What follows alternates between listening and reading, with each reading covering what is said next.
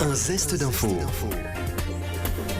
Focus littérature dans un zeste d'info avec Charlotte Brich, notre journaliste stagiaire de l'ISCPA, l'Institut supérieur des médias de Paris. 12 juillet 1944, on se remet dans les faits. Des rafales de mitraillettes brisent le silence de l'aube dans une ferme du Morbihan. André Gondet, 23 ans, s'écroule sous les balles au milieu de ses camarades résistants. Mais alors, qui était ce jeune homme, Charlotte ? Aujourd'hui, André Gondet n'est plus qu'un nom sur un monument aux morts. De lui, il reste seulement un portrait dans un vieux cadre accroché sur un mur de la maison familiale. Une photo qui finit par attirer le regard et la curiosité de l'une de ses petites nièces, Stéphanie Trouillard, qui raconte l'histoire de cet homme dans son livre Mon oncle de l'ombre aux éditions Scolvrez.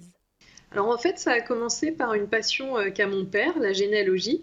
Il y a une dizaine d'années, il s'est lancé dans cette passion qu'ont beaucoup de Français. Et moi, je me suis dit que je pouvais peut-être l'aider en m'intéressant aux soldats de la famille, puisque moi, je m'intéresse plutôt à la Première et à la Seconde Guerre mondiale. Et en remontant tout simplement dans l'arbre, la première personne sur laquelle je suis tombée, c'est donc ce fameux grand-oncle résistant, mort pour la France. Et je me suis rendu compte qu'en fait, je savais absolument rien sur lui. Depuis que j'étais petite, je savais que mon grand-père avait perdu son frère durant la guerre, mais je ne savais rien sur lui. Et donc, j'ai décidé de me lancer sur ses traces pour enfin savoir qui il était et pourquoi il avait été tué. D'accord, donc Mon oncle de l'ombre, enquête sur un maquisard breton, c'est le titre complet de votre ouvrage. Pourquoi s'agit-il d'une enquête ? C'est une enquête puisque donc moi je suis journaliste de métier et donc finalement j'ai pris ça comme une enquête. En fait, j'avais très peu d'informations sur lui quand j'ai commencé mes recherches. En fait, j'avais une photo, un portrait que mon grand-père avait dans sa chambre que j'avais toujours connu et j'avais une date de décès, donc le 12 juillet 1944, donc c'était un petit peu mince.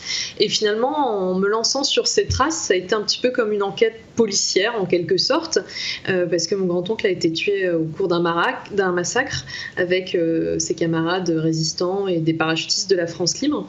Et donc, ça a été une véritable enquête pour savoir qui il était, retracer son parcours et aussi en savoir plus sur les circonstances de ce massacre et qui étaient les personnes impliquées dans cette véritable tuerie qui a coûté la vie à 18 personnes. Donc c'est comme ça que j'ai choisi d'écrire ce livre. Les gens me disent que ça se lit un petit peu comme un polar finalement, parce qu'au fur et à mesure, on découvre avec moi qui était mon grand-oncle et ça se dessine peu à peu et on découvre son portrait. Merci Charlotte Brich, à découvrir Mon oncle de l'ombre de Stéphanie Trouillard aux éditions de Scolvrez. Vous pouvez retrouver cette chronique en audio et vidéo, en podcast sur notre site internet et notre application Radio Sensation.